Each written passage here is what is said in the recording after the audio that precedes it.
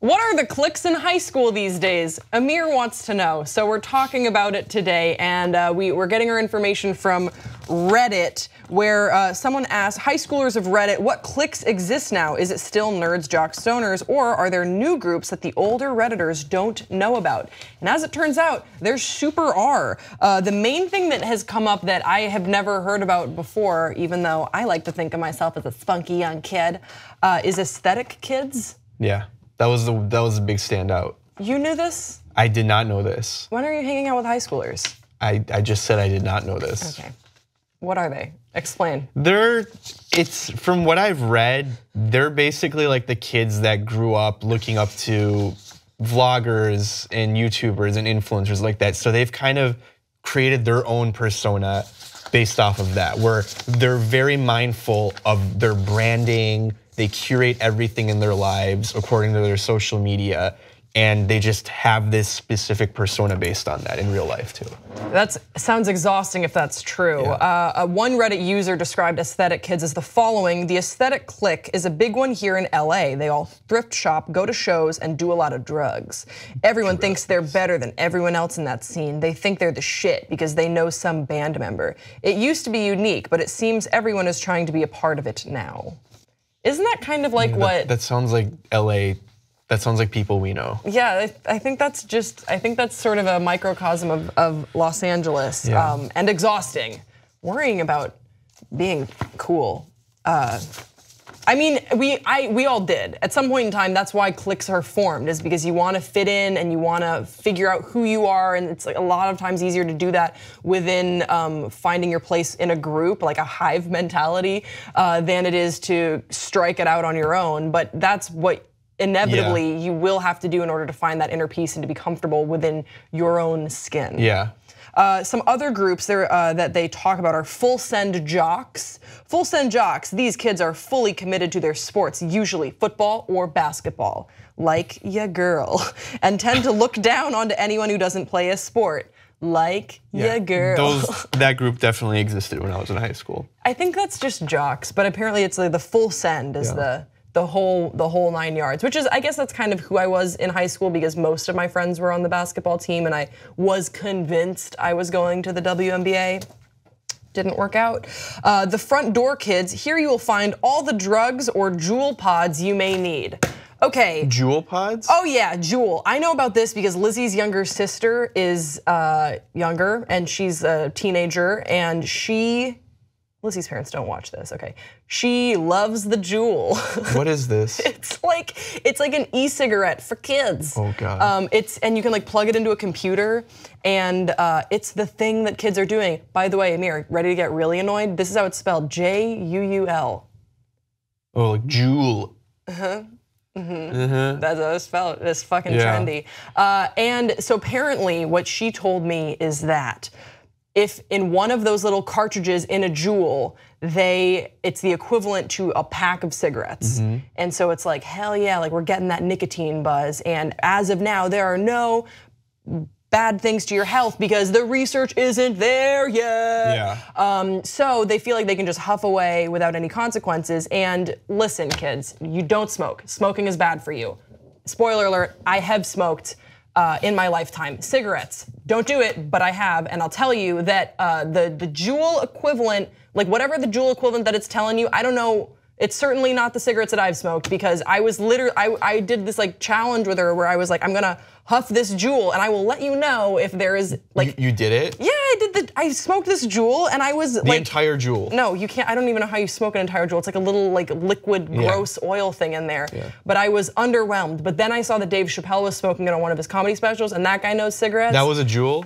One of them was a Juul, so I was like, maybe I'm wrong, or maybe she's just huffing the cotton candy flavor or whatever. It's weird in any case. It's weird. Juuls are weird, and you'll be cringing that you did it later. Look, you shouldn't be doing that, but at the same time, I feel it's kind of ironic that a lot of us shit on people doing like pens and stuff. Like when we just smoked cigarettes back then. We just smoked so many cigarettes. I can't speak for everyone, but I smoked a shitload of cigarettes. I know, weren't you addicted for a time? Yeah. Hey. Everyone, follow Amir and ask him for tips on how to quit smoking. Don't follow me. The band geeks, self-explanatory, they seem to get laid as well. This is a marked difference than what I knew as band geeks growing up. Band geeks from my generation were very sweet, not often getting laid. But that's great, and maybe they're different bands. Maybe they're like in a rock band and not, playing in chamber orchestra. Can't be sure. The Artsy Hose, black and white filters on Instagram, VSCO. I have no idea what that is, and I feel old. Visco, it's a brand. Visco? Sophie's just gawking at me. How does she what, not do know I what look like that a is? 70-year-old woman now? Good. Yeah, do you not know what Vans are either? I do know what Vans are. Yeah. What is Visco? It's like a photo editing app. Oh, really? Oh. I thought it was a clothing. So these are your grandparents talking to you about high school Damn it, cliques. you're right. Then this is Cut that all out. Leave it in. These are this is my favorite one. The normal group. The normal group are average grades. Some play sports. Most just mind their own business and don't bother anyone. That's not a group. That's not a group. That's just You're a just person. talking about all the people that like you don't talk to in like your The people that you don't fuck with, they're just normal, Yeah. just normal. Stoners come to school high, get high at lunch, leave high. It's really impressive. You look high right now. I feel high. I'm just like, where am I that this is the world? Skaters, they act like they skate, but they wear skate clothes. But then subgroup under this, Amir, pay attention. Actual skaters. Actual skaters may be included into the stoner group except that they skate. That's fascinating because the stoner group sounds like they are the most high. And I don't know if you've ever exercised when you've been high before. I would consider skating a form of exercise. I have exercised when I've been high before. It doesn't go well. Yeah. So fascinating. Popular girls, everyone knows who they are, and they get fucked and fuck up regularly, and they fucked and fucked up. Okay. There's just the whole popular. Okay, that's the popular girls, and then the last one that they call is the God. The God is an insane athlete. The God is an insane athlete, 4.0 GPA, manages a social life, usually a nice person, can get litty, also named Jesus Christ. Okay. No, I just made the Jesus Christ part up. Yeah, and that's what Reddit said about the cliques of this day and age. More or less, it kind of, I feel like it fits in the mold of a lot of different generations of people who went to high school, with the exception of the aesthetics.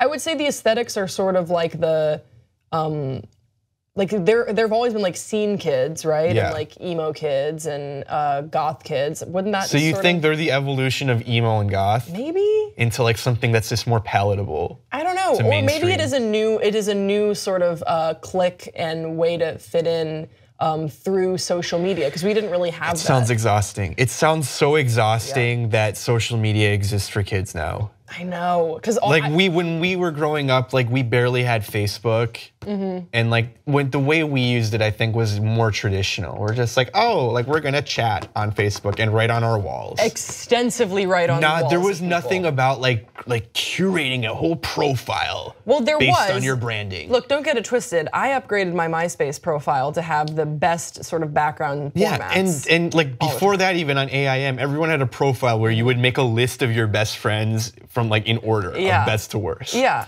Oh, that's shady. Do you remember that? I didn't do that. That's what everyone did. I didn't have AIM. It was so shady. In Belgium, we had MSN. I'd get on MSN Messenger. Ew. No, it was awesome. Ew. It was great. And I would always set up an away sick message fuck. that was like secretly sending a message to this girl that I liked, but she never was online that much, so I don't think she saw it. God damn it, I put so many song lyrics in there too. We were so innocent. I think that I feel like kids just, there's too much. Well, this is what I will say about that. I want to be like Captain Fantastic with my family. What's that? I want to. Oh, no. Yeah. No, you can't do that. Okay. This is what I will say. I can remember very distinctly the sort of internalized stress and struggle and anxiety that I had as a high schooler, trying to figure out who I was, especially going through my own like gender and sexuality discovery and all that stuff. And my life online was absolutely an escape to that, and being able to talk to someone that I had a crush on, and even just being able to put these vague song lyrics in there was kind of nice, because it was my little tiny way of being able to admit who I was to the whole world without anyone really knowing, and making my own profile. Like, that was a huge part of figuring out who I was and where I fit and what I liked and what I didn't like. That said, I echo your sentiment that it feels like it could be really overwhelming today, because we had just a couple, like 3 different platforms on which to do this. And now it's like you have Twitter and you have Tumblr and Reddit and Instagram and Facebook, but Facebook is usually just for family now. Like that's your public PR persona, like got accepted to UVA. Like I'm pretty sure my younger cousin has a Finsta and I don't think she's added me on it. Yeah. And I'm kind of disappointed because I feel like I'm a cool cousin, but she, like all her photos that she posts. Finsta is like a fake Instagram. Lizzie's sister also has one of these too. And Lizzie's sister has added me on that, so I feel very cool. But my younger cousin, who's around Lizzie's sister's age, has it. I'm pretty sure she has a Finsta because she only posts a photo like once every month and it's usually about like, look at this 4.0. And I'm like, that's not your real life. That is not your real life. Yeah. Anyway, there's a whole bunch of stuff.